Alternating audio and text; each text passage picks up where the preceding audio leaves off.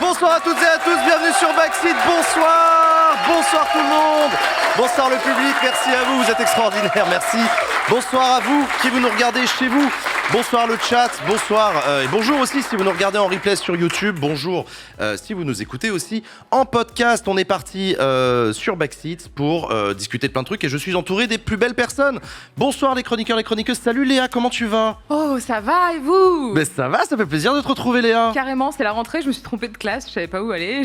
Merde, désolée du retard du coup, mais en tout cas ravie d'être là. Léa Chamboncel, tu es la fondatrice du média Popol. Tout à fait. Tu parles de politique. Qui naît aujourd'hui, plus ou moins, qui est en train de naître en fait. Qui est en train d'être, et ça Voilà. c'est beau. Et ça c'est beau, ouais. Média qui parle d'actualité politique avec un prisme féministe. Absolument. Bon, c'est Absolument. bien résumé, c'est bien Mais pitché.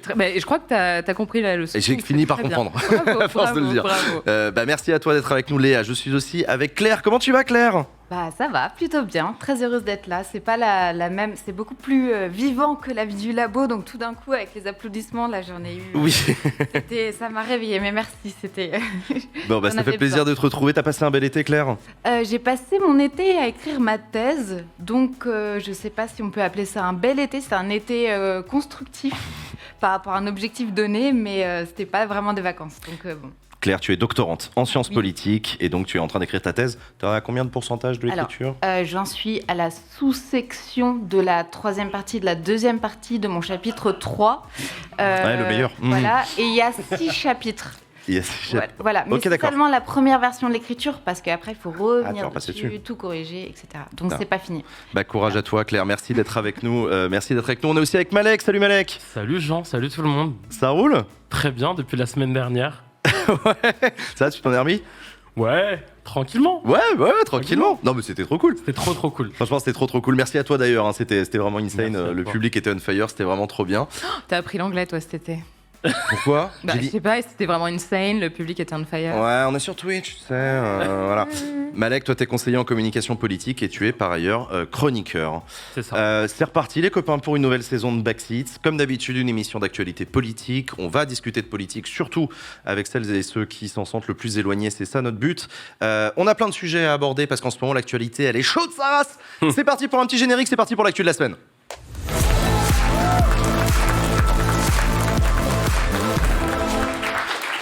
Comment on baisse le micro ? C'est une excellente question. Je te remercie de me la poser. voulais faire ça discrètement, Ouais, non, j'ai vu que tu as voulu le pendant faire le- discrètement, Claire. Non. Je Et ne oui, il y a sais eu pas. du changement là. Oui, le micro. Tu faut peux que qu'on- l'incliner. Attends, bouge pas. Non, tu peux Si, tu l'incliner peux là. le baisser, c'est Là, bon, regarde. Oui, Hop. mais. Je suis en train d'essayer. Mais on va- ouais, Ou alors on va j'ai gérer ça, on va gérer rétréci. On va gérer ça. Tout ça est géré Ouais. par des professionnels. Ne tentez pas de Une reproduire émission ça de chez vous. qualité. Émission de qualité. Non, honnêtement, j'en sais rien. Oui, je crois qu'ils ont changé de Non, quel non, mais micro. là, ça va. Là, ça va. En fait, il faut juste que je me tienne droite, c'est tout. Hein. C'est bon. Oui, faire un effort, merde. Bon, alors, plein de sujets dans l'actualité cette semaine, plein de sujets dans l'actualité. On a un gros dossier, notamment dans l'actualité en cette rentrée, c'est le dossier de l'immigration. Pourquoi est-ce qu'on a un gros dossier sur l'immigration ? Parce que pression migratoire en Méditerranée. On a vu à Lampedusa plusieurs dizaines de milliers de réfugiés. Ça a provoqué une visite de la présidente de la Commission européenne, Ursula von der Leyen, la première ministre italienne d'extrême droite, Meloni, qui en parle énormément évidemment, le pape François qui vient à Marseille pour parler du sujet, etc. Bref, il y a un sujet. Rajouter à ça un engagement qui avait été pris par Emmanuel Macron dès l'année dernière de lancer un projet de loi immigration en France, le grand projet de loi qui devrait être examiné par les députés bientôt. Et du coup, ce projet de loi génère des commentaires et des initiatives. On va en parler, une pétition qui est sortie, transpartisane, qui propose des régularisations de sans-papiers dans les métiers en tension. Bref, il se passe énormément de choses autour de la question migratoire partout en Europe. C'est quoi la bonne manière de le prendre, en fait, ce sujet, quand on commence à poser l'immigration ? Est-ce que c'est l'actualité la plus brûlante, celle à Lampedusa ? Est-ce que c'est le côté plus philosophique ? Comment est-ce que vous l'abordez, vous, Léa ? Moi, je partirais déjà par rappeler que depuis 1986, il y a eu 30 projets de loi sur les questions migratoires, et notamment un projet de loi, le dernier étant de 2018, qui a aussi une réforme au niveau européen qui est en train de se préparer, qui sera vraisemblablement présentée en 2024. Donc cette réforme actuelle sera potentiellement réformée à nouveau en 2024. Donc il y a une véritable inflation législative qui crée par ailleurs de manière très concrète ce qu'on appelle sur le terrain des violences administratives pour les personnes qui sont sur le territoire et qui ne comprennent absolument rien de ce qui se passe pour elles et eux.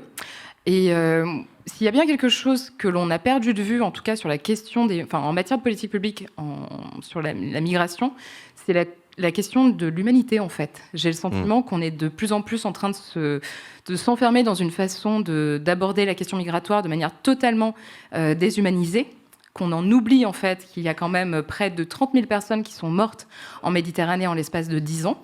Donc c'est quand même gravissime. Et on répète toujours des chiffres tout en essayant d'affoler un peu l'opinion publique et la classe politique, qui surfent énormément là-dessus. Des chiffres qui, finalement, on nous parle toujours de crise migratoire, alors qu'en réalité, s'il y a une véritable... C'est une crise de l'accueil, c'est ça ? C'est une crise de l'accueil, ouais, c'est clair, d'une part. Mais au-delà de ça, il faut aussi rappeler qu'en fait, si on était face à une espèce d'explosion de migratoire, etc., on serait sur des courbes vraiment potentiellement... vraiment exponentielles. La réalité, c'est qu'elles sont linéaires, en fait. Les migrations sont normales par rapport à l'histoire des migrations en Europe qu'on a pu connaître jusqu'à présent. Donc, je pense que c'est aussi rappeler la réalité des faits, parce qu'on entend beaucoup, beaucoup de choses. Les news qui circulent sont rarement débunkées, notamment par les journalistes sur les plateaux télé, etc., encore moins par les responsables politiques. Donc, je pense que l'angle, c'est qu'est-ce qu'on fait, en fait ? C'est-à-dire qu'aujourd'hui, on a des personnes qui meurent dans les pays qu'elles cherchent à fuir, des personnes qui sont maltraités, faut le dire, déshumanisées sur le parcours migratoire, mais aussi en France lorsqu'elles arrivent, des personnes qui sont enfermées de manière totalement arbitraire, sans respect notamment des conventions internationales. La question, c'est de savoir comment on fait pour apporter un peu d'humanité dans cette question. Et pour le coup, on a un paysage politique en Europe qui est extrêmement divisé sur le sujet, entre une extrême droite de plus en plus présente dans les urnes et dans ses discours qui souhaite stopper l'immigration, qui souhaite recréer des frontières. On va en parler, on va l'analyser, parce qu'il y a quand même aussi une volonté d'un référendum sur l'immigration qui maintenant est portée par la droite républicaine, alors qu'avant c'était exclusivement l'extrême droite. Et de l'autre côté à gauche, des débats avec toi, ce que tu viens de dire, par exemple, sur la nécessité de penser d'abord l'accueil en termes humains, ce qui est un langage totalement inaudible pour quelqu'un d'extrême droite. Donc est-ce qu'on n'est pas au cœur d'un des clivages les plus puissants du début du XXIe siècle en Europe ? Ouais, je pense qu'il y a de ça. Et Léa, tu l'as bien souligné, qu'il y a en fait une disproportion totale entre la réalité factuelle de ce qu'est la migration et l'intégration en France aujourd'hui et le discours et aussi cette inflation législative dont tu as parlé, avec une accumulation de textes qui correspondent à des moments où le politique a besoin de communiquer sur le fait qu'il prend en main la question migratoire parce qu'elle est hors de contrôle.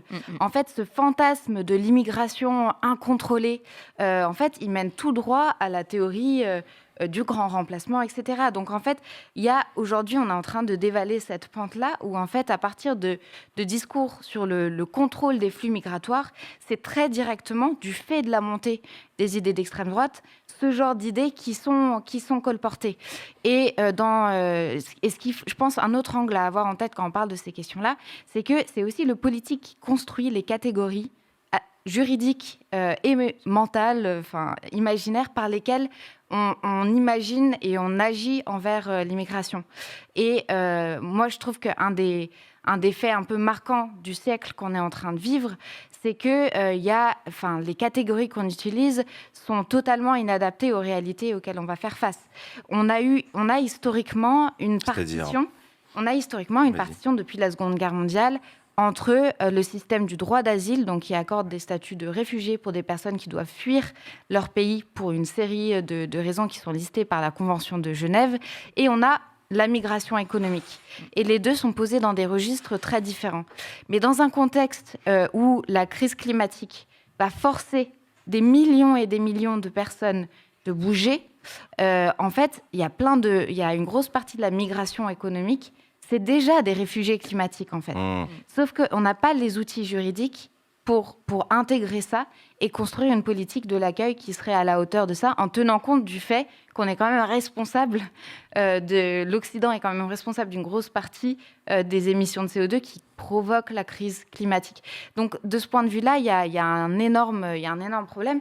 Si on prend un critère même qui est celui de la rationalité et de l'efficacité au-delà de la centralité de la question de l'humanité, et je suis complètement d'accord qu'il faut partir de là. Mais même d'un point de vue purement pratique. Oui, en fait, c'est n'importe quoi. Et c'est ce qu'on a vu, mais il y a même des dirigeants d'entreprises qu'on ne pouvait pas soupçonner d'être des pro-immigration ou quoi que ce soit, qui ont commencé à dire mais c'est débile, je suis en train de perdre des gens qui sont en train de quitter leur poste parce que c'est n'importe quoi, qu'est-ce que c'est que cette merde ? Totalement, même budgétairement, actuellement, le règlement Dublin, donc il y a un règlement au niveau européen qui dit que en fait, le pays dans lequel un demandeur d'asile entre en premier, c'est le pays qui doit enregistrer sa demande d'asile. Donc en fait, quelqu'un qui vient d'un pays d'Afrique francophone, qui a une grosse partie de sa famille en France, s'il pose les pieds en premier en Italie, il est obligé de rester en Italie.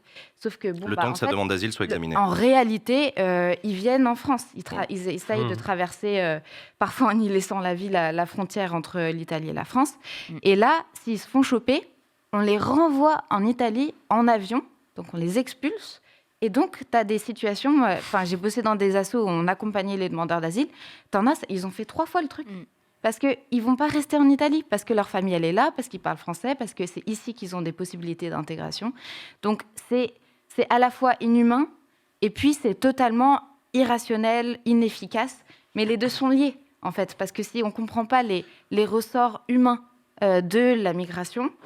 on agit de manière complètement décorrélée, et de manière... Et je reviens du coup, Malek, sur la question de cette division de la classe politique. C'est assez intéressant ce qu'on est en train de voir se préparer pour le projet de loi immigration, où Emmanuel Macron avait initié au cours de sa campagne sa volonté de raccourcir les délais pour les demandeurs d'asile, donc plus d'efficacité. Il nous avait refait du en même temps en disant on va être plus efficace sur la reconduite à la frontière, mais on va aussi régulariser massivement des sans-papiers dans les métiers en tension.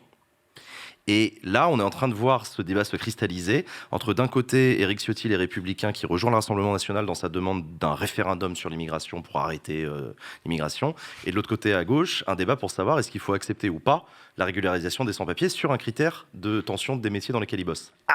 Juste avant, je veux dire un petit mot sur la déshumanisation même du traitement médiatique en réalité de Lampedusa. Moi, j'ai été hyper halluciné de voir les chaînes d'infos en continu sur place. Alors, je fais une petite aparté parce que j'avais vu un journaliste de BFM qui, pour le coup, s'était focus sur... En fait, il y a des gamins, il y a des enfants, il y a des enfants, on parle d'humain avant tout et c'est toujours important de le rappeler. Sur ce qui se passe là au niveau politique, on nous avait vendu donc le en même temps. On va régulariser, en même temps on va faire de la fermeté. Finalement, on a vu que c'était fermeté. C'est toujours comme ça avec Emmanuel Macron de toute manière.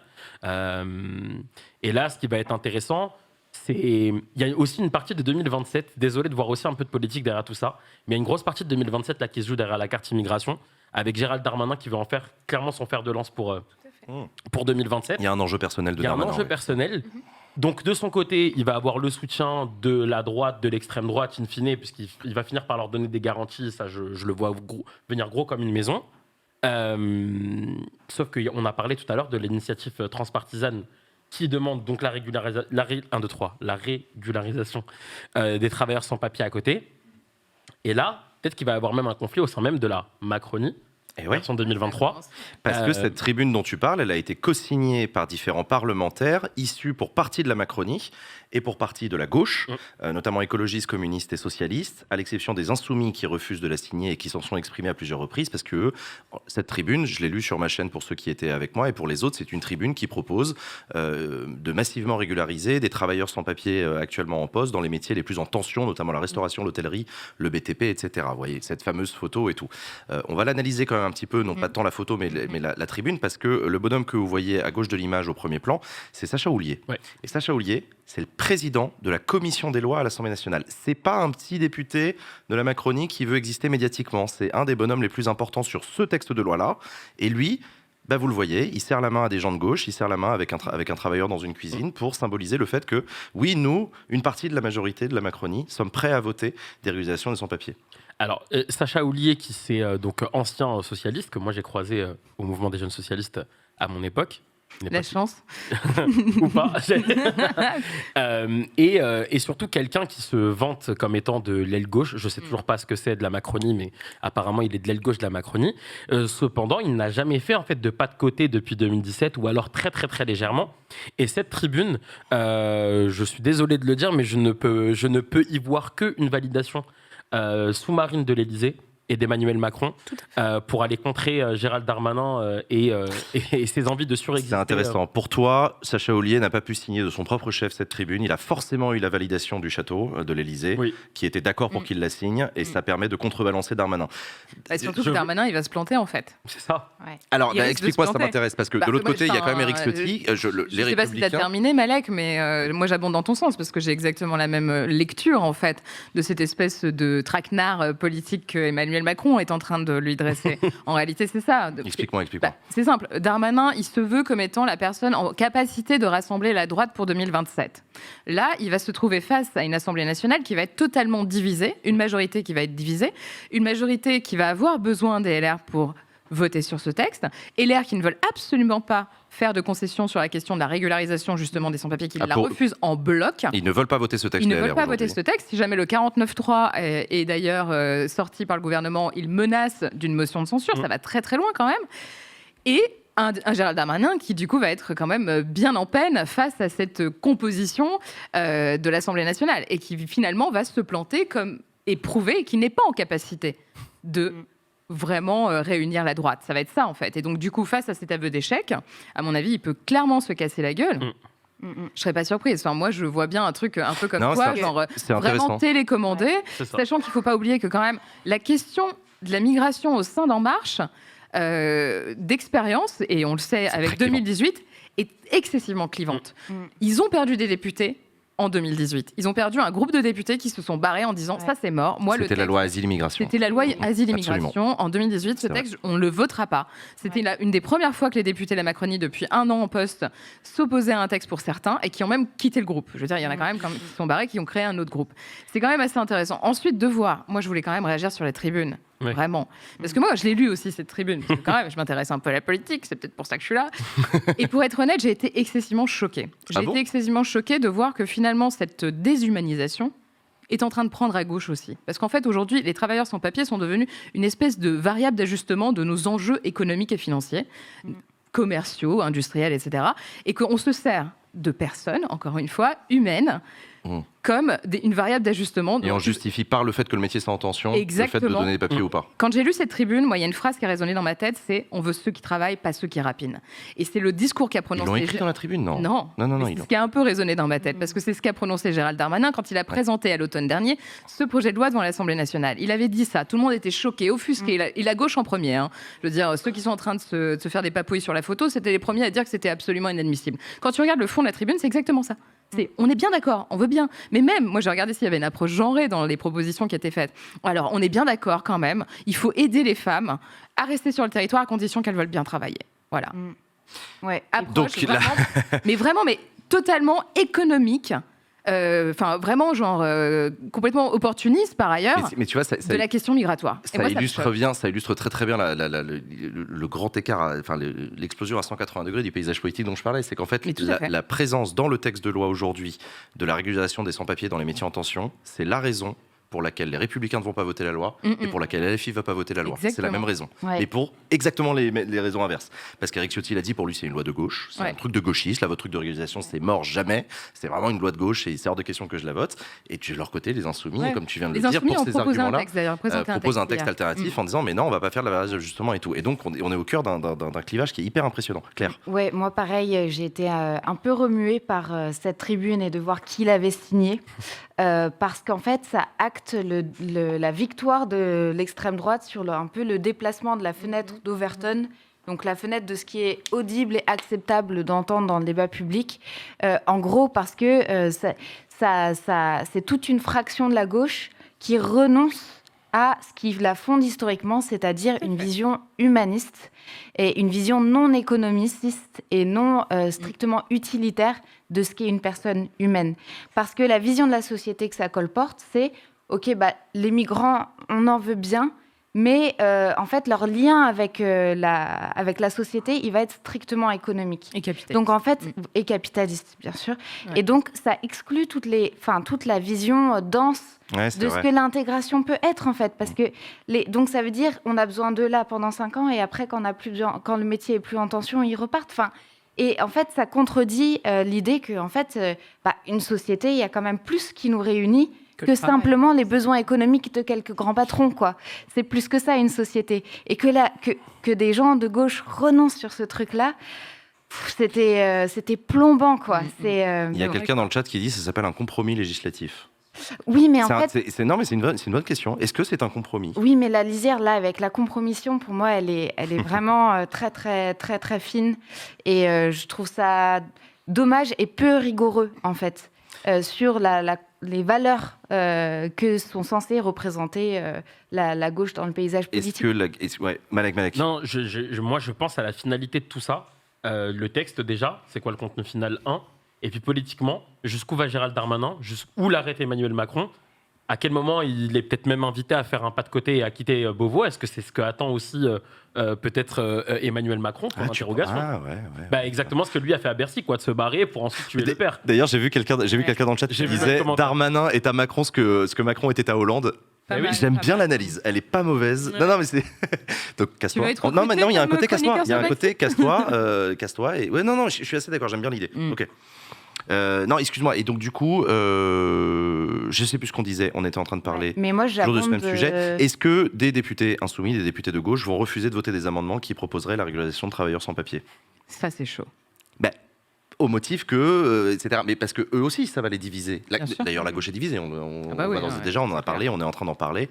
J'en sais rien. C'est une vraie question. Ouais, est-ce que la gauche, je sais pas, c'est un député de gauche, est-ce qu'il vote pas cet amendement parce que le fond de l'amendement est dégueulasse, mais en même temps ça aiderait concrètement des gens. Est-ce qu'il le vote pas en disant non, c'est une lecture dégueulasse ? Est-ce que si LR dépose une motion de censure raciste, ils vont la voter ?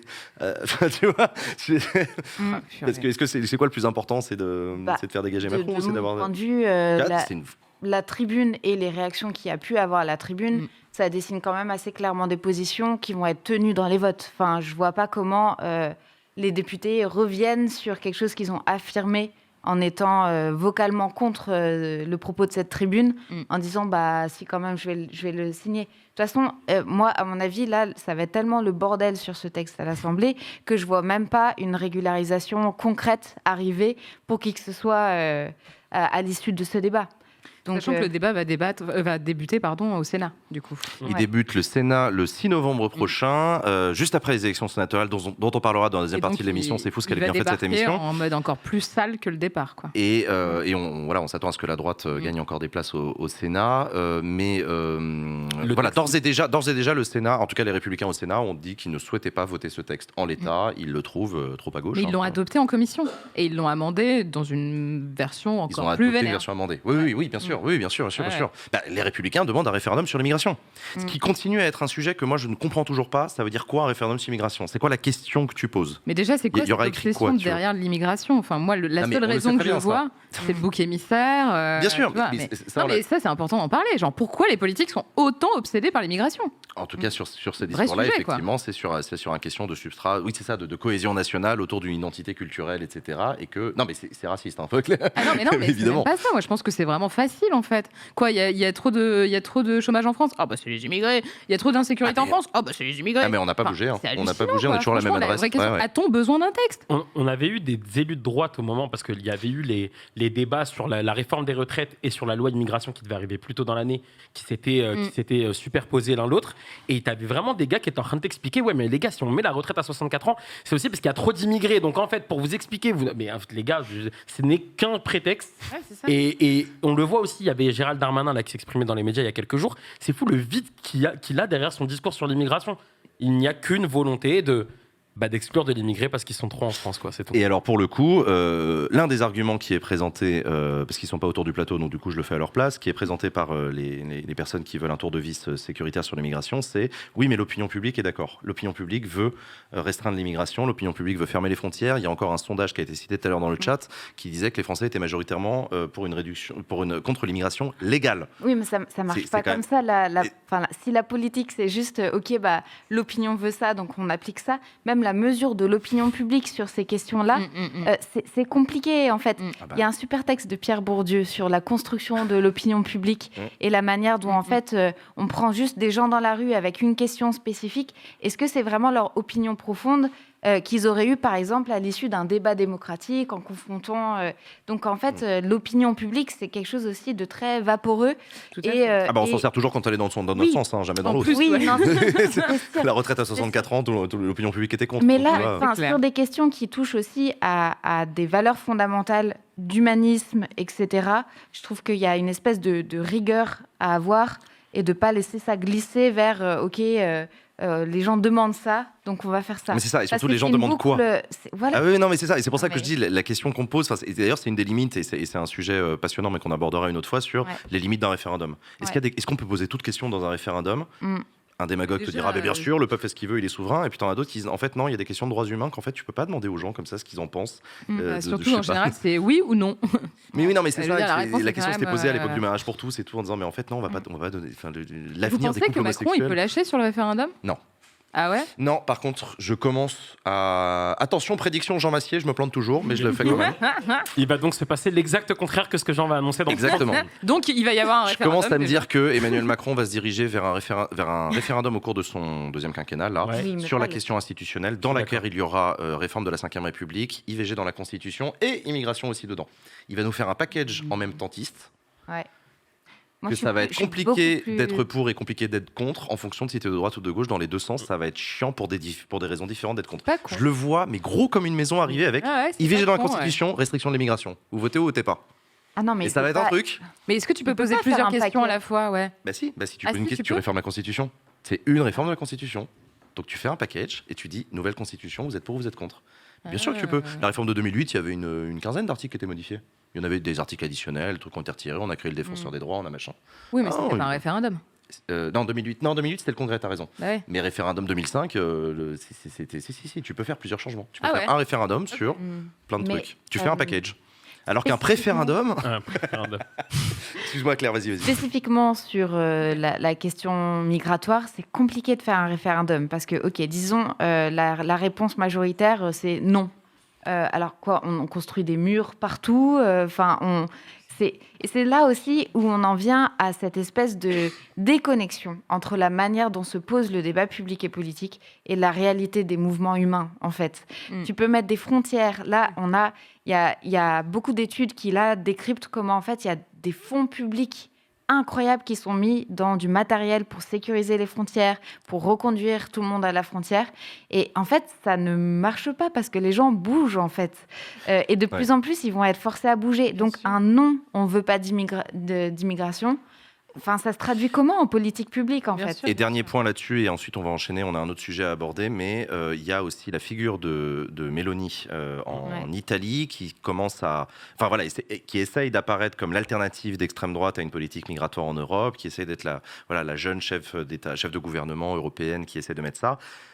Se peut-être qu'elle se casse la figure sur ses propres thématiques, simplement parce que tu ne peux pas empêcher l'immigration et que ça va continuer, malheureusement, arriver à Lampedusa, que ça va continuer à être un drame si elle continue à mener cette politique-là, etc. Donc là aussi, l'extrême droite joue gros sur ce dossier-là parce que c'est une vraie question qui se pose. Vous voyez cette photo de Ursula von der Leyen à gauche de l'image qui visite avec Meloni. C'est quoi son prénom à Meloni ? Je suis désolé.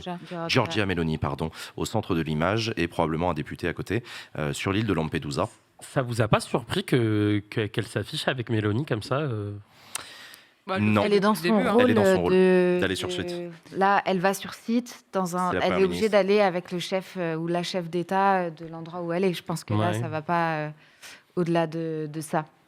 Est-ce qu'il va y avoir une conditionnalité des aides européennes à l'Italie sur la question migratoire à Lampedusa ? Oh putain, on va faire des lives cette année les amis, hein, abonnez-vous. Deuxième sujet d'actualité dont on voulait discuter, la rentrée scolaire. Alors c'est pardon pour le côté marronnier de la rentrée, on parle des profs et tout, mais il se trouve que cette actualité politique autour de la rentrée est marquée malheureusement par un dossier terrible et dramatique, c'est celui du harcèlement.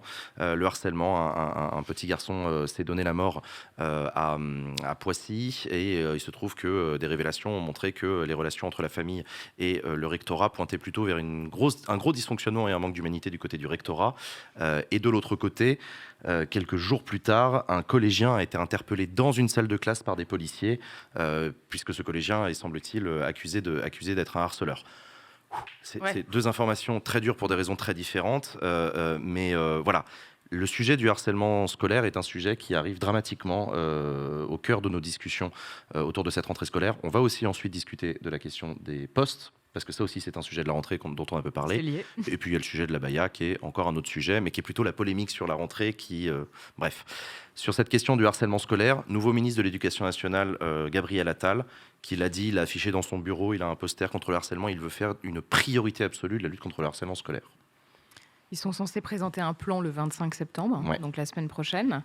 Il faut savoir quand même, juste pour rappeler quelques chiffres, que depuis 2010, il y a eu énormément de rapports ou de lignes directrices ou de livres verts et ceci et cela sur la question du harcèlement, et ça n'a vraiment pas permis d'endiguer le phénomène en fait.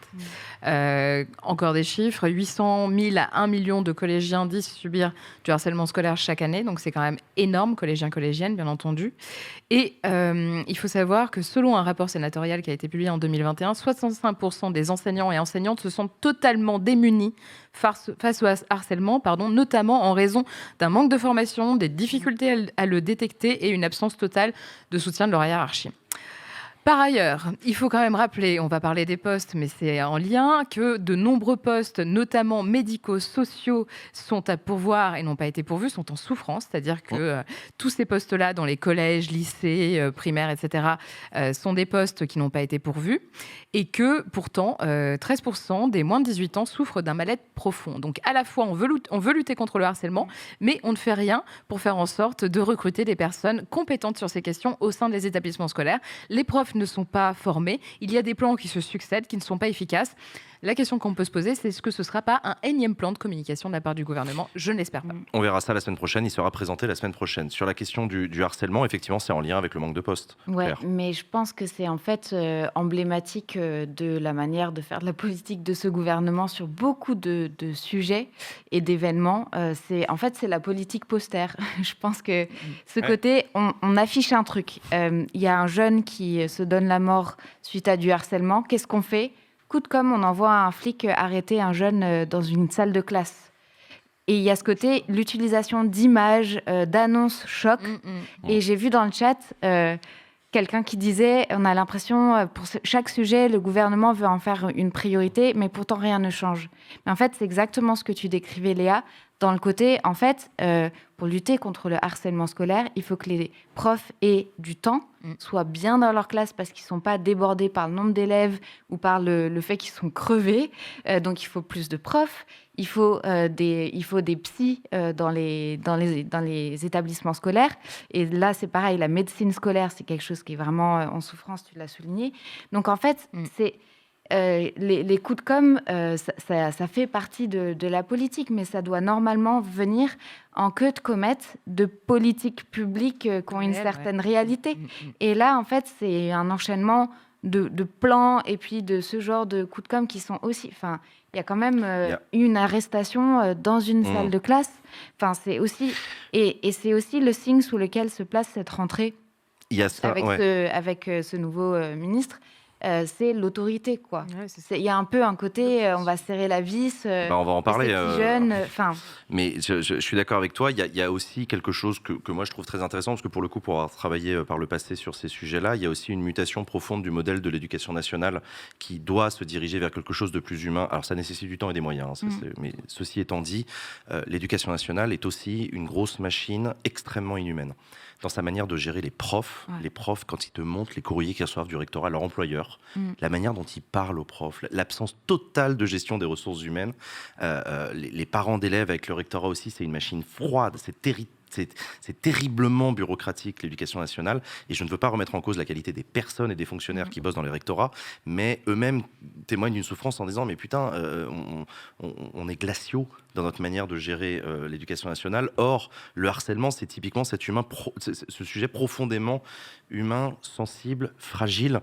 La vie d'un adolescent, c'est compliqué, ça demande du temps, ça demande de prendre sur soi, etc. Et comme tu l'as très bien dit, les enseignants ne sont pas assez nombreux, ils sont claqués, ils sont épuisés, ils doivent remplir écrire pronote, ils n'ont pas le temps de passer 5, 10, 15 minutes avec un élève pour parler, juste se poser et discuter et tout. Monsieur le prof a sorti, donc le célèbre tweetos, Monsieur le prof qui a quitté l'Éducation nationale, a sorti un livre dans lequel il dénonce aussi ça. Des profs disent je bosse pour un truc inhumain, en fait, c'est fatigant, c'est usant, j'abats des heures de cours, je remplis des tonnes de carnets de notes, de logiciels, etc. Et en fait, le métier d'enseigner n'existe plus. Malek. On va juste quand même se permettre, parce qu'il faut remettre en cause la machine, mais on va aussi remettre en cause les personnes, parce que le courrier qui a été reçu par les parents d'élèves du jeune qui a mis fin à sa vie à Poissy, donc on a eu le courrier qui a été publié, envoyé par le rectorat, où les parents d'élèves qui alertent et c'est le dernier SOS en fait, voient en face des menaces.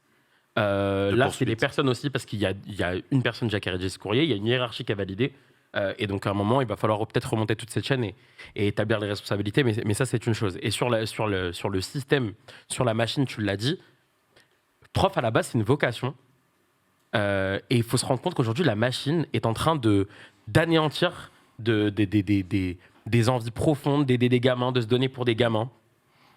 Combien de profs, de jeunes profs autour de moi ont arrêté très très très très tôt en réalité dans leur carrière, parce que clairement ils disent que c'est pas durable et que jamais ils vont pouvoir tenir sur la durée, parce qu'il faut toujours des heures de cours, il y a des copies à corriger, le travail c'est aussi à la maison, et puis il y a aussi des élèves, il y a des élèves qui ont des situations qui sont compliquées à la maison, il y a des élèves qui sont victimes de violences intrafamiliales, et des fois le prof est le premier interlocuteur, et en fait ils n'ont pas le temps de faire tout ça, et quand ils remontent à la hiérarchie, les CPE, les directeurs d'établissement, ça ne suit pas toujours. Et donc, on se retrouve à avoir des profs qui étaient pleins de bonne volonté au tout début et qui se retrouvent par être dégoûtés de leur métier. Et ça, c'est un vrai sujet.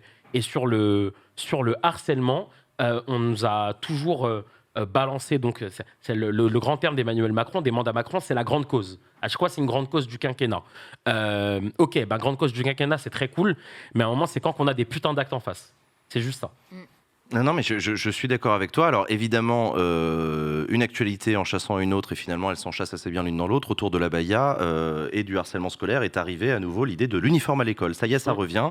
Ça revient de plus en plus fort. De plus en plus de gens en parlent. Alors je ne saurais pas vous dire s'il y a une initiative du côté du gouvernement pour l'instant en faveur de ça. J'ai entendu des responsables locaux proposer de l'expérimenter dans leur département, dans leur région, etc.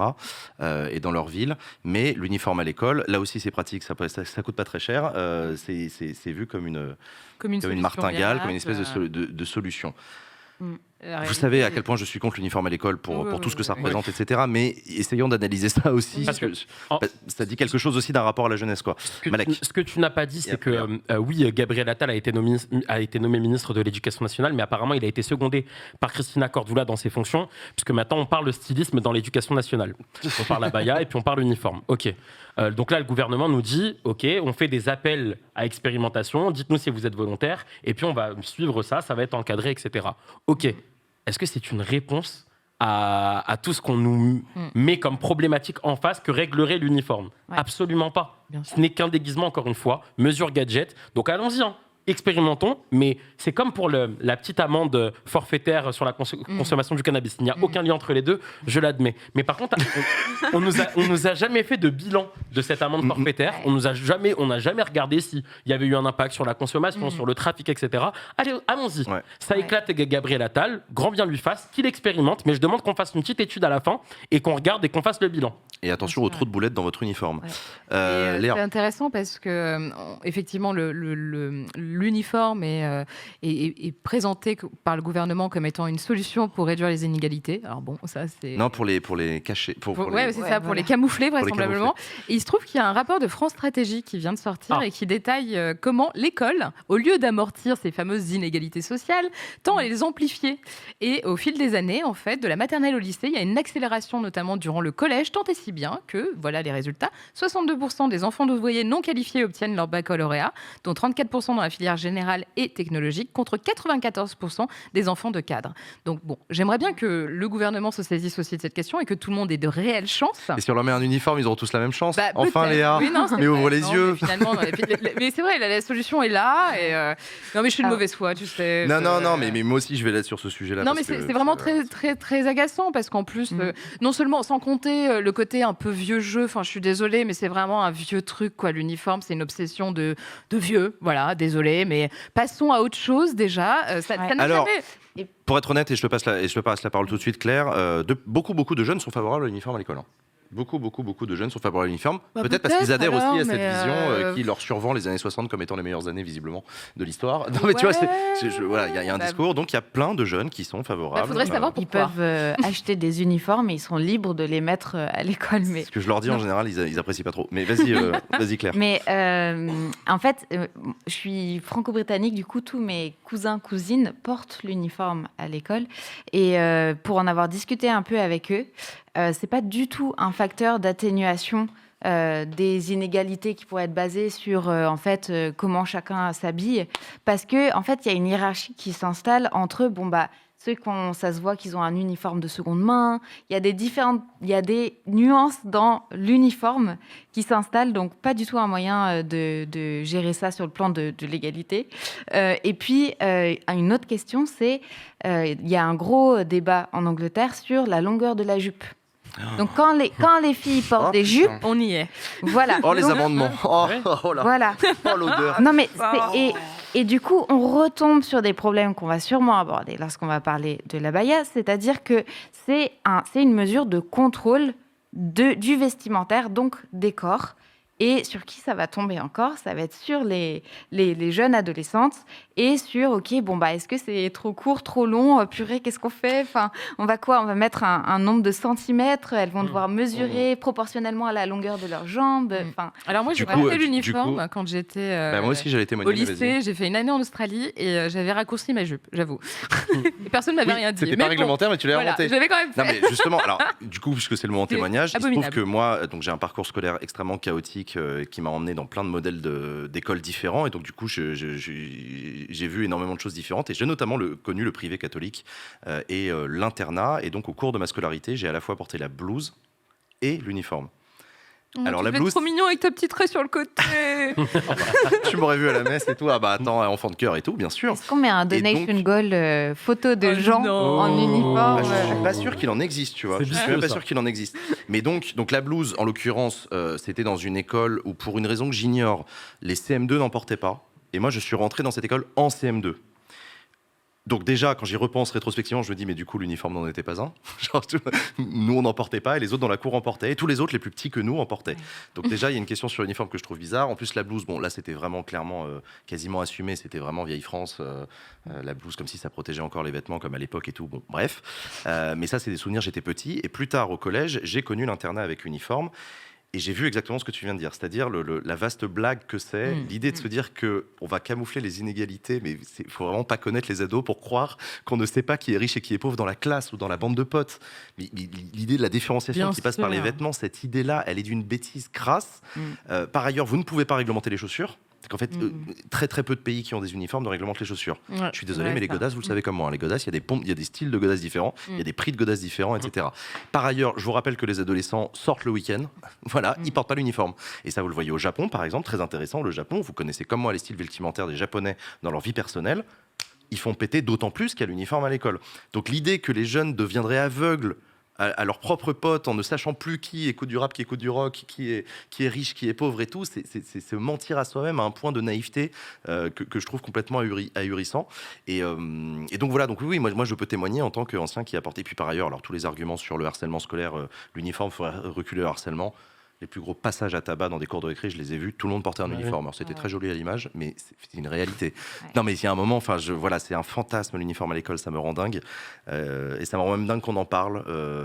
Mais bon, on est bien obligé de le traiter comme une actu parce que c'est en train de le devenir. Et je pense qu'on n'en a pas fini de ce débat-là parce que ça répond à un fantasme, ça répond à une idée de maîtrise de la jeunesse, de maîtrise de l'avenir de la société. Par ailleurs, il y a un petit côté effectivement un peu exotique sur l'uniforme parce que des pays étrangers, donc les animés, le Japon, la Corée, etc.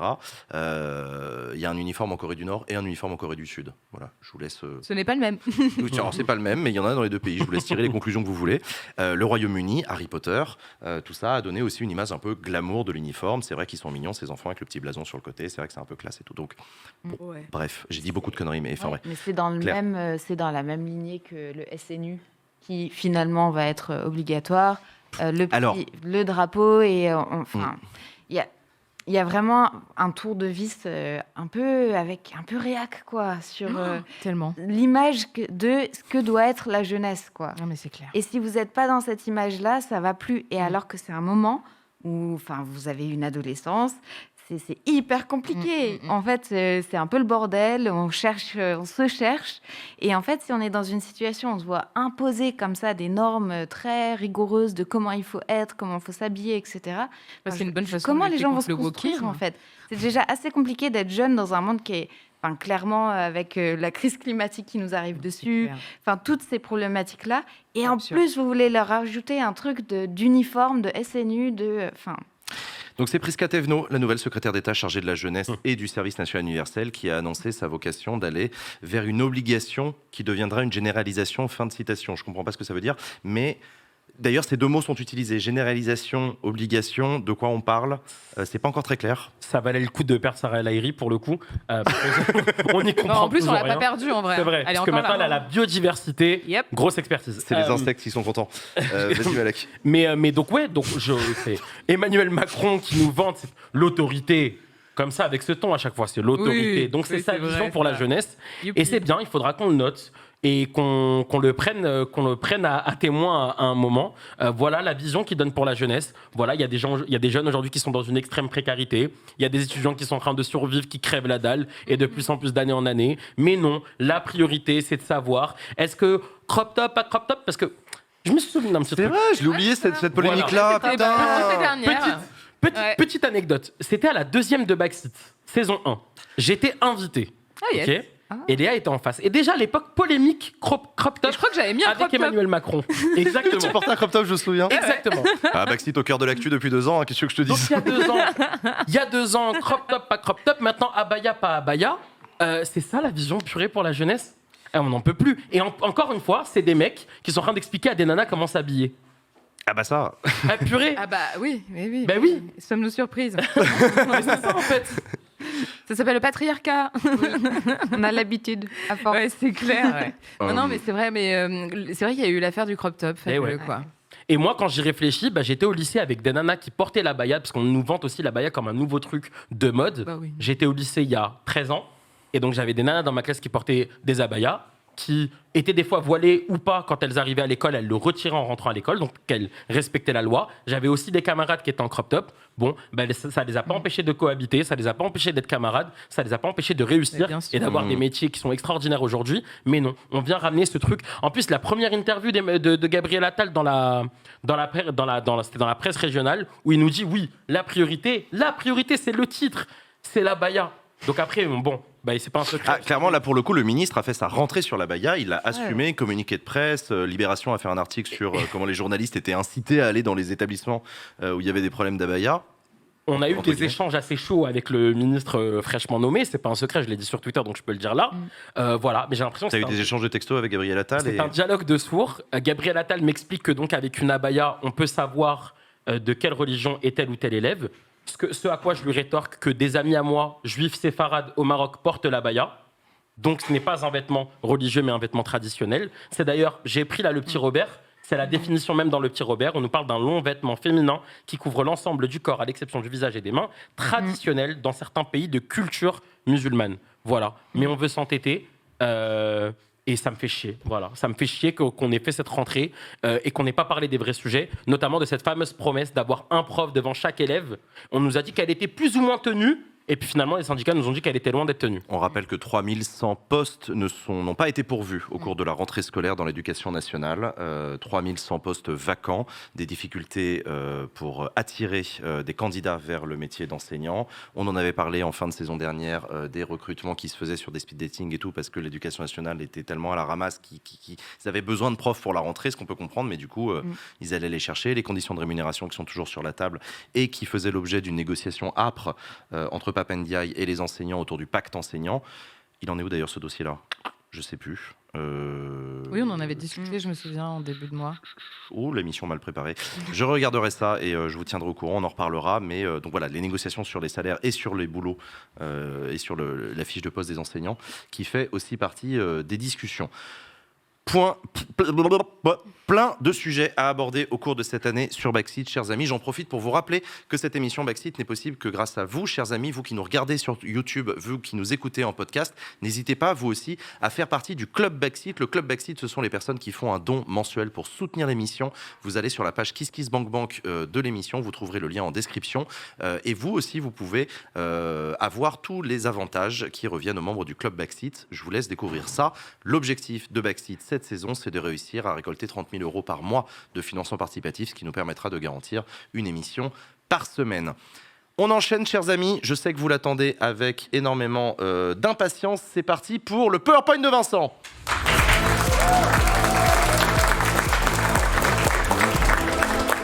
Et c'est un faux départ. Évidemment, c'est la rentrée. Vincent est allé chercher un truc, un chargeur, un machin. Hop, t'inquiète. Comment ça va, Vincent ? Ça va et vous ? Le micro, il est... Ouais. Oui, ils sont plus hauts que la saison précédente. On va régler. On n'a pas grandi, nous, par contre, pendant l'été. Mais vous grandissez de l'intérieur. Salut Vincent, est-ce que tu vas bien ? Est-ce que tu as passé un bon été ? Ça va. Un été productif et tout. On préparait la rentrée et tout, mais j'ai pu aller dans les Dolomites et je vous recommande à tous et à toutes d'aller dans les Dolomites. C'est magnifique. Voilà. Quelle partie du corps, les Dolomites ? Je connais pas. Non, mais blague à part, c'est où les Dolomites ? Tu fais ce genre de blague ? Non, mais Oh merde. C'est en Italie. C'est en Italie, je Voilà. savais pas du tout. D'accord, je connais pas. Dans le nord de l'Italie. C'est pour ça que j'en parle. Il y a encore des nazis qui sont cachés. Les Dolomites, d'accord, ok. Ah ouais ? Non, pour de vrai, ouais. Ah ouais ? Bah, Mais tu les as pas trouvés. Ah, Il y a l'air en visite. Non, n'y allez peut-être pas alors. Il faut pas généraliser. Hein, N'y allez peut-être pas. Vincent, de quoi tu vas nous parler cette semaine ? Eh ben, écoutez, en fait, cette semaine, j'avais prévu une chronique assez léchée. Je voulais vraiment marquer le coup. Je voulais parler de la stratégie de communication. T'as vu, j'ai mis le Conseil constitutionnel. Mais j'ai vu, ça me touche beaucoup. Ouais, je vois que ça... Ouais. Et je racontais l'anecdote que quand j'avais magnifique. 14 ans, je faisais du skate ici. Genre physiquement là. Voilà, pour ceux qui connaissent. Moi, j'étais skateur et je faisais du skate là. Il y a des images de ça ? Non, toujours pas. Non. Ouais, pardon, excuse-moi. Non, mais moi, à la base, je voulais faire une chronique sur la stratégie de communication du GP Explorer après le harcèlement en ligne de Manon Lanza, etc., tout ce qui s'était passé. Et puis, il y a eu ce palier qui a été franchi. Ah oui, c'est à moi maintenant d'animer les slides. Et oui. Il y a eu ce palier qui a été franchi pour la 3e saison donc, de Backseat. Et donc aujourd'hui, je vais vous proposer une chronique très sérieuse sur un personnage qui, en l'apparence, l'est beaucoup moins. Voilà. Oui, je maîtrise le PowerPoint. Je fais ce que je veux sur le rythme. Désormais. Mal, hein. La régie peut rien faire. Donc voilà, ma question aujourd'hui, c'est est-ce qu'il faut prendre Thibaut InShape au sérieux ? Parce que c'est vrai qu'au premier abord, on a l'impression, face à cette montagne de muscles, et qu'il y a un regard un petit peu ahuri, des fois, qu'on adore moquer pour ses dérapages ou ses partenariats avec le gouvernement. Et puis, en fait, c'est vrai que, d'une certaine façon, quand on le regarde, Thibaut InShape, il a un côté clown, on dirait un personnage un peu de film de Jean-Marie Poiret ou de la troupe du Splendide. Ok. Bon, pour les refs, je vais dire choc barre de baiser, je vais balancer des air horns, on sera mieux. C'est pas grave. Je m'égare, mais pour le coup, c'est vrai que Thibaut InShape, attendez, je me perds dans mes fiches, c'est génial. C'est un festival de maladresse en fait. C'est un festival de polémiques, des fois de propos très assumés, de gênance aussi. Et franchement, il y a des choses qu'on ne peut pas oublier en fait. Et moi, je bouffe ce genre de contenu au quotidien. Et il y a des choses qui restent vraiment imprimées à vie dans ma rétine. Il y a une vidéo normalement. Oh. Ah, on n'a pas le son. Ah mais on se souvient du son, donc c'est ça. Rien à foutre de ta pression mentale, rien à foutre de ta fainéantise, rien à foutre de tes doutes. Arrête d'être une merde, d'être une personne sans aucune motivation. Arrête de gaspiller. Voilà, effectivement. Bon, on n'a pas forcément besoin de toute la vidéo. Non, Alors moi, à titre personnel, j'ai pas de solution pour aller mieux, mais récemment, l'audio des huées contre Emmanuel Macron au stade, en ASMR, je vous jure, ça détend tout de suite. Après, je troll un peu, mais pour être totalement honnête, Thibaut, il est revenu sur ses propos parce qu'il a vu qu'il y avait une polémique. Il a même fait parler une psy en vidéo pour aborder. Oui, il a fait ce le taf sujet. derrière, je me souviens. Ouais. Il a fait quand même le taf derrière, etc. Mais en même temps, il n'avait pas trop le choix parce que la polémique était vraiment quand même assez énorme. Et puis après, moi je dis ça, mais il faut pas quand même oublier que quand on parle de Thibaut InShape, c'est quelqu'un qui est capable de sortir des vidéos. Je vais mettre l'intonation pour les titres pour que vous rendiez mieux compte. Je deviens juif. Voilà. Je deviens prêtre pendant 24 heures. Je l'avais jamais vu. Je vais à un enterrement. Je teste un lance-flamme de guerre extrême. Je vais au quartier. Immersion. Ah ouais. Immersion, le mot Oh là immersion. là. Alors je dis pas que Oh là là. voilà, c'est des vignettes, c'est des titres, etc. Et je dis pas que toutes les vidéos de Thibaut InShape sont problématiques du tout. Il y en a même certaines. Il nous a surpris agréablement sur certains sujets. Il faisait preuve de pas mal de pédagogie sur des sujets assez difficiles. Mais comme Thibaut, il a un côté assez guignolesque, on a tendance à le considérer avec légèreté. Moi-même, parfois, aujourd'hui, là, je viens d'en faire la preuve, je m'en moque un peu. Alors que, en fait, je ne devrais pas le faire. Et je pense qu'on ne devrait pas forcément le faire parce qu'on devrait se pencher, je pense, très sérieusement sur le cas Thibaut InShape, et ce pour plusieurs raisons. Parce qu'en plus d'être un super businessman, il a des marques, sa salle de sport, ses fameuses vidéos dédicacées vendues 30-35 €, ça on n'a pas oublié. C'est l'un des influenceurs qui a le mieux compris comment s'emparer de tous les réseaux sociaux en même temps. Sur cette image qui regroupe plusieurs de ses chaînes, en fait, c'est les contenus qu'il a publiés en 2 semaines à peine. Ouais. Il y a des doublons évidemment, mais bon, voilà, entre les Reels, TikTok, etc. Mais on est sur une industrialisation assez fascinante, je trouve, de la création de contenu. Et grâce à cette surproduction, en fait, Thibaut InShape, il peut réaliser 2 exploits sur Internet que tout le monde n'arrive pas à réaliser. C'est le premier, faire parler de lui sur les réseaux avec une accumulation de vidéos qui surfent sur les trends, parfois qui sont assez pièges à clics ou controversées, que ce soit sur la santé mentale, la sécurité, la fierté nationale, la police, etc. On l'a oublié, mais il a été jusqu'à simuler une rupture avec Juju Fitcat, qui est également vidéaste et qui est sa fiancée aujourd'hui, pour faire des vues. C'était un prank que Juju, qui était pourtant complice, avait très mal vécu à l'époque. Elle en avait parlé à Libération. Le second exploit, c'est que cette masse de contenu lui permet de noyer chaque polémique derrière une autre, au point de nous rendre presque insensibles à ces dérapages. Et lui-même, il l'avait dit en interview chez Micode l'année dernière, les critiques sur les réseaux sociaux ne l'atteignent pas. En fait, en gros, mine de rien, un buzz, qui soit bon ou mauvais, c'est un buzz bon à prendre, et puis ça le rend visible.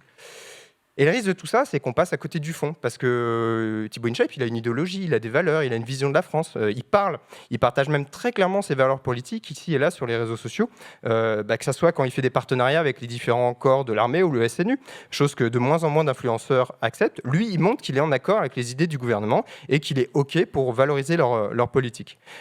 De la même façon, récemment, il a laissé un chauffeur de taxi tenir des propos racistes et il a diffusé ces propos-là dans un TikTok, et ça a permis, involontairement ou pas, on ne sait pas, à l'extrême droite de faire son beurre dessus avec des personnalités comme Damien Rieu, qui s'est fait un plaisir de le relayer sur Twitter, et il y a eu des articles dans certaines presses ensuite.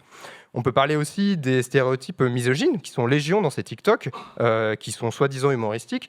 Par exemple, là, sur ce que vous pouvez voir, c'est qu'il a fait une blague sur le supposé danger des femmes au volant, quelques jours à peine après le cyberharcèlement de Manon Lanza en marge du GP Explorer. Vraiment, une question de timing qui est quand même assez lunaire. Ouais. Et il a même réalisé une publicité géante de 25 minutes pour l'industrie aéronautique. Je suis désolé, mais... J'adore, voilà, ouais. Fierté et enjeu national, mais dont il déroule vraiment un tapis rouge de greenwashing à cette industrie. Et cette liste-là que je suis en train de faire, je pourrais vraiment la continuer pendant longtemps. Là, les contenus dont je vous parle, c'est des contenus relativement récents de ces 3-4 derniers mois. Mais le youtubeur ne s'arrête pas là, il adore aussi se rendre sur des médias d'internet. Chez Le Crayon, par exemple, qui est une chaîne YouTube qui se revendique comme le premier média de débat des jeunes. Alors on sait que c'est backseat, voilà. Ouais, pas de concurrence. Hein. Ouais, je dis ça parce qu'on n'a pas encore reparlé revalorisation des salaires. Ouais, t'as raison de Pochotte. Mais voilà, le Crayon, il faut savoir, c'est quand même une chaîne qui fait débat parce que il propose volontairement des discussions très clivantes entre des personnalités très opposées. Et ils ont invité Éric Zemmour à plusieurs reprises aussi. Et en parlant dans cette vidéo, néanmoins, il y a des choses très intéressantes. Et Thibaut InShape, il parle de sa place sur l'échiquier politique. On a un extrait vidéo aussi, normalement. C'est pour ça que je pense que je suis associé à droite, mais au fond de moi, j'ai vraiment des idées dans tous les sens, honnêtement. Aussi bien progressiste que dans tous les sens. Et être pro-police, pour moi, c'est plus quelque chose, de par mon passé, en fait, et de par l'expérience que j'ai avec la police qui était positive, qu'il me fallait dans cette ligne directrice-là. Mais je suis sûr que sans le savoir, j'ai des idées de gauche aussi. Mais... Réveille-toi, merde, rien à foutre de ta... Il y a eu un bug à la régie, c'était pas voulu. Aucun doute. C'était pas un montage de ma part. Au moins, le Crayon, ils ont eu le mérite de lui poser la question, est-ce que tu es de gauche ou de droite ? Oui, non, mais c'est ça. Voilà. Mais l'interview est intéressante parce qu'il parle assez frontalement des émeutes, de sa position vis-à-vis de la police, etc. Enfin, pour le coup, voilà, ça, faut le Sa ressentir. réponse, je l'ai entendue 1 milliard de fois. Hein. Elle n'est pas propre à Thibaut InShape. Mais Bien vas-y, sûr. continue, pardon. L'année dernière, il s'était aussi rendu dans l'émission Les Incorrectibles. C'est un format présenté par Éric Morillo. C'est un ancien de Sud Radio et CNews et qui a rejoint depuis la web télé d'extrême droite TV Liberté, où il opère depuis avec des identitaires, des complotistes, enfin plein de gens comme ça. Et Éric Morillo, il faut savoir que notamment dans cette vidéo, il était sponsorisé par Kalos. C'est une marque made in France qui est connue pour financer des influenceurs de la fachosphère. Donc, alors... Honnêtement, Thibaut InShape, il a peut-être pas envie d'être récupéré par l'extrême droite. Lui-même dit en interview qu'il n'est pas facho et qu'il pioche des idées politiques un petit peu ici et là. Mais cette récupération, mine de rien, elle est en train d'arriver. On vient de le voir. Et c'est pas quelque chose qu'il faut prendre à la légère parce que Thibaut InShape, il a presque 11 millions d'abonnés. On le voit dans cette liste. C'est quand même le 7e. Si on enlève Gims et Lofi Girl, c'est quand même le 5e youtubeur en France. Ouais, c'est vrai. Et selon moi, c'est celui qui affiche le plus ouvertement ses opinions politiques, ou en tout cas sa vision de la France et de la société. Et forcément, tout ça, ça questionne pas mal sur l'influence d'une telle figure sur Internet. Et moi, ça me donne plus vraiment envie de rire de Thibaut InShape. Mais heureusement, parce que là, je vois bien que j'ai un peu plombé l'ambiance, heureusement, dans ce genre de situation, ce moment un peu angoissant, pour retrouver la sérénité, j'ai vraiment une solution pour vous.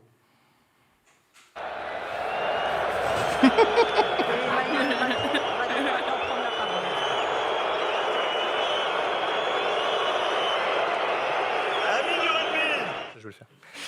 Voilà, merci à vous, bonne fin de soirée. Merci beaucoup, Vincent. Et je sais pas si vous connaissiez, si vous regardez... Thibaut InShape, je le connais depuis des années, je regarde beaucoup moins maintenant. Moi, j'aime bien le garçon, hein. Je le trouve pas méchant, évidemment, c'est les idées politiques qu'il partage. Et j'aime beaucoup Juju Fitcat, ce que je trouve très très chouette comme nana. Mais bref. Merci beaucoup à Vincent pour ce Power Punch. Chers amis, je vous propose qu'on enchaîne et qu'on enchaîne avec le jeu à la con qui est en... c'est parti pour le jeu à la con. Ah, c'est déjà là ?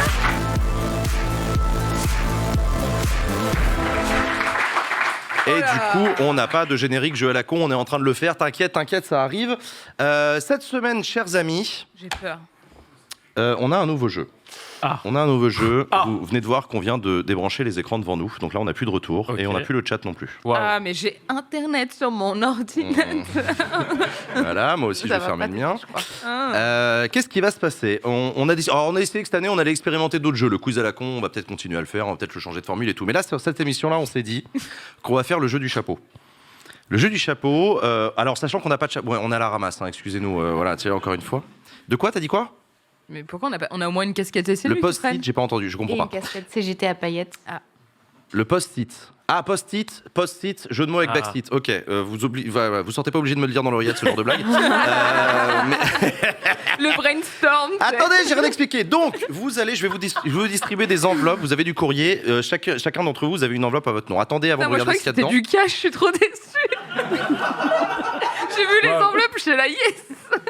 Un Calme-toi. petit pourri. Calme-toi, non. À l'intérieur de cette enveloppe, vous allez avoir le nom d'un personnage politique. Le but du jeu, c'est que vous le montriez à la caméra, au public et aux deux autres chroniqueurs, mais que vous ne le regardiez surtout pas, parce que vous ne devez pas savoir lequel c'est. Comment on fait pour ouvrir l'enveloppe alors? C'est comme ça? Il y a un brainstorm ouverture d'enveloppe, les gars. D'accord, mais ici, il faut. Enfin, oui, non, mais d'accord. Il faut, en tout cas, ne le regardez pas. Ça va s'afficher derrière. Ne regardez pas l'écran derrière moi aussi. On est en train de tester aussi des trucs. Bref, le but du jeu, vous avez compris, ça va être qu'on essaie de deviner le personnage qu'on est. Les trois autres le savent, nous on le sait pas, et on va devoir discuter pour essayer de le comprendre. Ah bah parce qu'il nous montre. Parce qu'il le montre, exactement. Parce qu'on ferme les yeux chacun. Je propose qu'on commence avec Malek. Ok. Tu nous montres le personnage. Là, Mais tu fermes les yeux. Hein. Ah, attendez, hop là. Attendez, je suis dans. J'ai pas vu, je vous jure, j'ai rien vu. Je suis dans le bon sens? Ouais, je suis dans le bon sens. Alors non, t'es en train de montrer. Non, ça va pas. Non? Dis-moi. Je comprends pas. Non, regarde pas. Pose-le. Ok, je pose. Ok, attends, ils sont en train de me le dire dans l'oreillette. En fait, justement, on n'a pas le petit papier, donc justement, c'est. Moi, je. Voilà, c'est ça. Non. En fait, Ok, pardon, j'avais. vous allez. En fait, voilà. Ils sont tous dessus. Attendez, taisez-vous. Vous n'écoutez pas ce que je viens de dire. Vous oubliez tout ce que j'ai dit. J'ai Vous peur allez. d'avoir vu des choses. Non. Vous allez tous lire le petit papier que vous avez dans votre enveloppe. Je peux le lire. Mais pas les autres. Ok. En fait, on a sur le petit papier les trois personnages des autres, mais pas le nôtre. Ok. Et derrière nous, vous, le public, et vous, chez vous allez voir les personnages de chacun. C'est ça qu'il faut pas Là, regarder. j'ai vu les. Attendez. Hop Ok, là. on regarde quand ce fucking papier. Là, maintenant, tu le regardes, Ok. mais tu ne me le montres pas. Voilà. Ok. Ok. Bien. Putain, je ne sais pas qui je suis et ça m'angoisse. Ah, mais moi aussi j'ai peur. Vous regardez pas l'écran derrière moi. Déçu, va. Qu'est-ce que tu veux savoir sur ton Ok, moi, personnage je vais oublier. Oui, tu peux le garder sur tes genoux. Ouais. Ouais. Claire, qu'est-ce que tu veux savoir sur ton personnage? Est-ce que je suis une femme? T'es probablement le truc le plus éloigné de la femme. Oh, je suis méchant. C'est violent. C'est un peu violent. Ah non, merde, faut pas regarder. Faut pas qu'on se regarde. Non, fait. regarde Faut pas qu'on l'écran. regarde tout droit. Ah, C'est très merde. violent ce qui vient de se passer. Ah, mais c'est super dur. Ouais, c'est dur. Des œillères, un truc. Quoi. Moi, est-ce que je suis un personnage? Est-ce que je suis un élu? Non. Non. Mais t'es quelqu'un? D'accord. Ah bah. Oui, c'est écrit sur ton bah papier. oui, Léa, oui, fais oui. un effort. Ah, quoique. Non. Quoique, t'es peut-être Ah, élu. un peu, ouais. Ah, t'es un peu élu, ouais. Je T'es le un mets peu dans élu, la ouais. merde. Non, mais t'es même complètement élu. Ah, ok. Oui. Ça Super. Et heureusement que vous êtes là, les gars. Ça, vraiment, ça me rassure. Donc, bon, moi, je suis perdu. Ok, très bien. Notre degré de culture. Mais tu sais quoi, on peut faire jouer le public aussi, parce que le public, il voit. Et donc, du coup, vous allez pouvoir. Alors, c'est que oui ou non. Attention, hein. Vous soufflez pas. Ok. Vous avez le droit de poser des questions au public. Léa, tu Ok. veux savoir quoi? Bah pareil, je vais commencer par. C'est forcément que des êtres humains? Alors, concernant le tien, je dirais je sais pas dans un premier temps, mais finalement oui. Ah, le tien. Suis-je un homme? Ok. Ok. C'est une question à chaque fois, hein, c'est ça? Bah, non, mais on peut poser plein de Bah, questions. tant que je perds pas, je peux continuer à poser des questions. Vas-y, normalement. go. C'est ça? Ouais, vas-y. Ok. Suis-je un homme? Suis-je élu? Non. Non. Ok. Mais oh non, tu n'es pas élu là. Ok. Bah, Mais, j'ai perdu. mais je crois que tu l'as été. Ouais, tu l'as été. Ok. Tu l'as été. Ok. Tu l'as Ok, été. super. Bah, super. Il y en a beaucoup des hommes qui ont été élus. Hein. Est-ce que je suis vivant?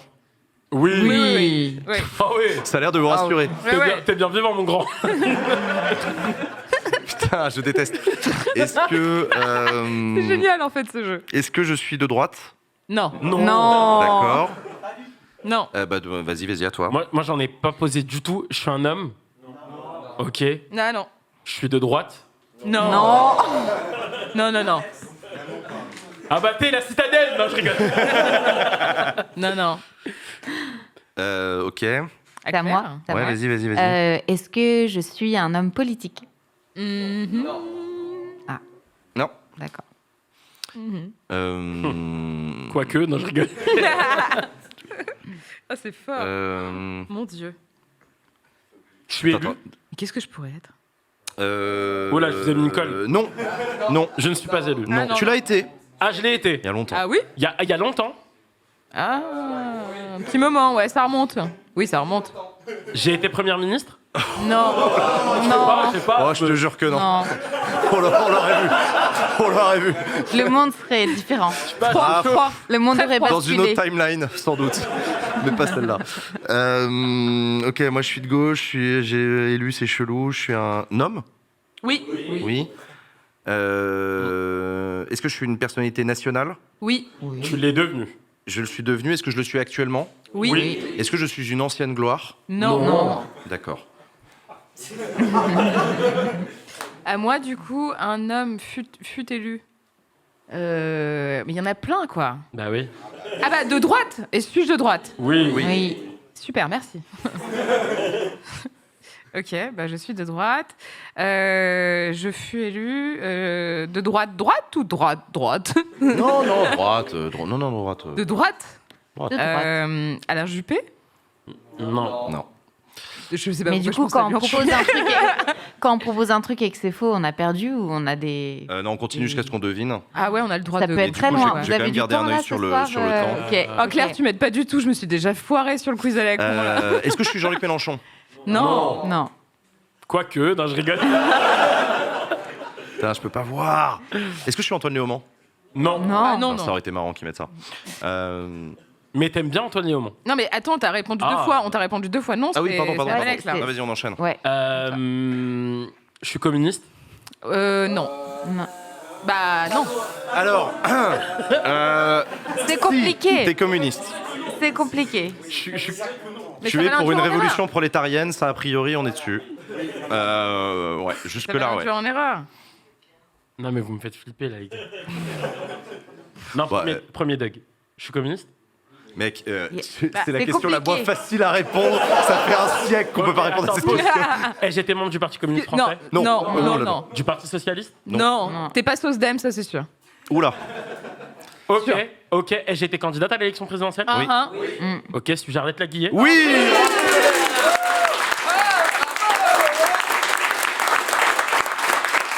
Du coup, je te pose la question, est-ce que tu es Oh communiste? purée, mais il est trop fort. Attends, elle est galère Bah comme voilà. question. Merci, on est Et d'accord. c'est ciao. Bravo Bah, Malek. GG. Bon, on continue. Moi, faut que j'avance là. Vas-y, avance. Ouais. Je sais pas beaucoup de choses. Donc, je suis un homme, mais je suis pas un homme politique. Est-ce que je suis de gauche? Non. Oh là là, vous êtes pas sympa. Hein, franchement. Ok. Bon, bah, je m'arrête là. Tu vas voir à non. quel point on est vraiment pas sympa. Est-ce que je suis insoumis? Non. Bah non. Non. Mais.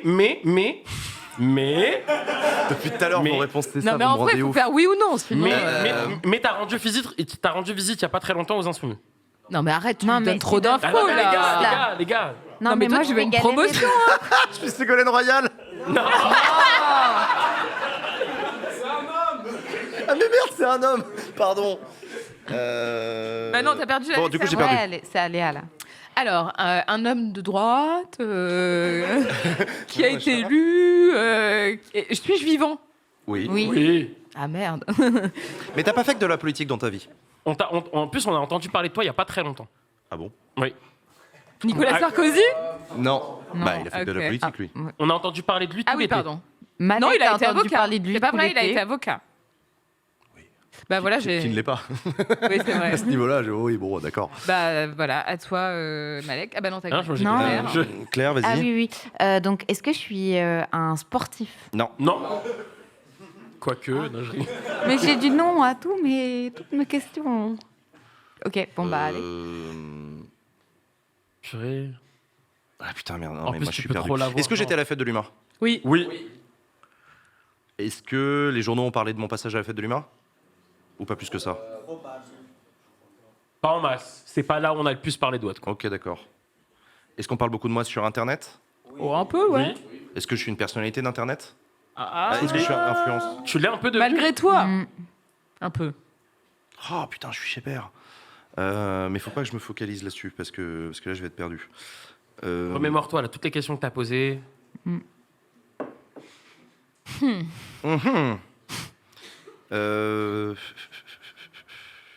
Est-ce que je suis un trentenaire? Non. Non. Ok. Ah. C'est À à moi toi. Ouais, je Ouais. crois. Est-ce que j'ai été élu local? Oui, en vrai. Ouais, mais c'est Ok. pas le plus connu, ouais. Élu au niveau national? Oui. Dans un beau territoire en plus. T'as pas fait que de la politique dans ta vie, mais en politique t'as eu des responsabilités. J'étais au gouvernement alors. Oui. Tu l'as été. Mais il y a plein de mecs de droite qui ont été au gouvernement. Mais il y a. Mais, C'est quand même. Il faut que je trouve un truc qui soit distinctif, genre. Ouais. genre. Est-ce que je suis brun? Non, mais au moins, ça enlève les blonds, quoi. Bah, je sais pas. Attendez, parce que moi, maintenant, je peux me Il y retrouver. en a beaucoup je à peux trop voir droite. le montage derrière moi. Est-ce que... Oh putain. Est-ce que je suis... Est-ce que j'ai fait autre chose que de la politique dans ma vie? Ah bah oui. Oui. Enfin, pas tant que ça, finalement. Ok. Pas de manière publique, enfin. D'accord. Ouais. Est-ce que je suis une personnalité publique? Oui. Oui. Est-ce que je suis chanteur? Non. Non. Mais je suis rien, en fait. Non. Non, pas comme ça, non. Ah oui, d'accord. Ah, je vous promets, vous êtes à 2 doigts, quoi. Ah non, moi je suis très non, moi, je suis loin. au milieu, J'ai là. que des Claire, noms. c'est celle qui est le plus loin, mais Jean, je te promets, tu peux l'avoir. Bah attends, est-ce que j'étais aux amphis? Oui. J'étais invité aux amphis? Oui. Putain, mais c'est précis, ces questions à lui. Non mais Nous, on en plane vrai, encore. j'ai le cerveau cramé. Est-ce là, que c'est je mange ça le entre problème. 17h et Pose-moi d'autres 19h? questions, ça va venir. Ok, est-ce que je suis intervenu au cours d'une table ronde aux amphis? Oh putain, non mais franchement. Pas sur une table ronde. Est-ce que j'ai été à... Ok. Mais t'étais aux amphis, Cette année? cette année. Ah mais ça, c'est une bonne question, tiens.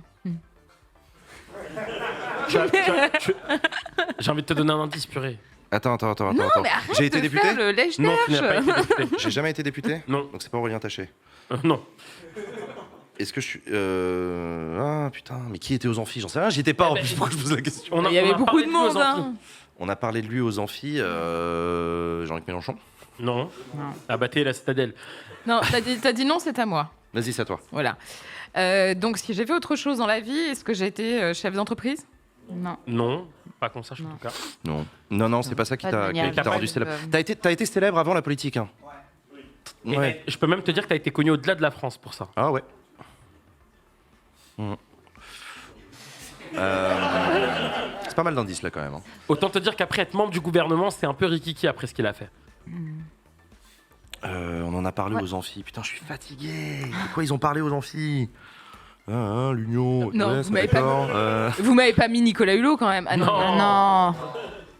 Moi, Elle j'ai était le droit censée- d'écrire. Non, mais au Vous demeurant, avez une nom là. Est-ce que je suis influenceur? Non. Non.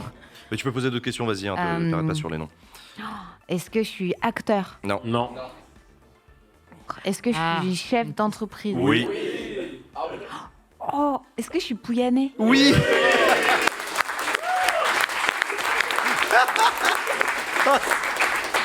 Ah putain, Voilà, c'est allé moi je vite. suis la tortue en fait. Et hop, tout d'un coup je Ah oui. trace. Ah, t'as Pendant tracé que de vous ouf. faites la sieste là. Et nous, on a l'air très cons tous les deux là. Heureusement, Je jure putain, je suis pas la dernière. J'étais aux amphis, on a parlé de moi aux Oui. amphis, dans les débats aux amphis, je sais pas. Jean, Qui est-ce qui a rendu visite aux amphis? Ah, je suis fatigué. Qu'est-ce qui était là? Il y avait. Attends, je vais réfléchir. François Ruffin. Non.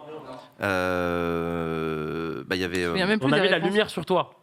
la tête de liste d'Europe Écologie Les Verts, Marie Toussaint. Non. Vous m'avez dit que T'es j'étais un un mec. homme. Un mec dont on a parlé, qui n'est pas insoumis, qui était aux amphis et dont les gens ont Qui parlé a aux pas 30 amphis. ans. T'as fait Est-ce- lever les foules, mec. Est-ce que je suis Fabien Roussel? Non. Ah non. Eh non. Fabien Roussel. Il était pas aux amphis, on est d'accord? Et il fait pas lever Et les Fabien foules Roussel, il aux fait pas amphis, lever hein. les foules aux amphis. On sait que t'en meurs d'envie, mais non. Ils te diront que Fabien Roussel n'est pas un camarade. Qui fait lever les foules aux amphis? Mais non, mais à part les insoumis, je suis désolé. Mec. Mec Je sais pas, donnez-moi des indices, c'est horrible ce jeu. Ce mec nous aime bien. Pardon, il y en a 2-3. C'est une catégorie très large. L'idée, c'est pas que je le pointe trop vers la réponse. quoi. Non, t'as raison. Allez, encore une question et après c'est à moi. Vas-y, non, vas-y, c'est à toi, vas-y. Gaulé, Mais On du enchaîne. coup, de ce que j'entends, est-ce que je suis issue de la société civile? Tu fais Oui, partie oui. de cette classe-là. Dans Dans le Alors, gouvernement, dans un. les derniers gouvernements de droite, c'est la droite actuelle ou la droite d'avant? D'avant. Donc, Sarko, du coup. Homme, société civile. Ouais. Douillet? Oui.